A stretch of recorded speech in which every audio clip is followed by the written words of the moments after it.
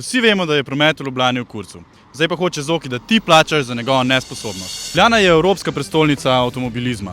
Stojimo v dolgih kolonah, dihamo slab zrak in plačujemo vedno više stroške mobilnosti. A to ni stvar objestnosti ali slabih namerov. To je posledica slabega urbanega načrtovanja.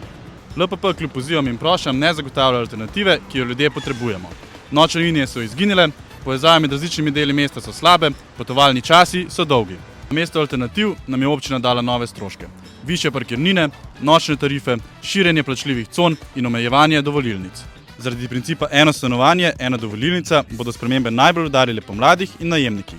Še posebej tam, kjer v enem stanovanju živi več odraslih oseb ali več najemnikov. Po novem lahko veliko ljudi izgubi pravico do dovolilnice pred lastnim domom. Grozijo jim visoki stroški za nekaj, kar je zanje pogosto predpogoj za vsakdanje življenje. Zato smo se v Iskri pridružili referendumski pobudi Iniciative za Ljubljano Cilj. Do 28. maja oddaj podpis na upravni enoti ali preko e-uprave, ker omejitve brez alternativ niso rešitev.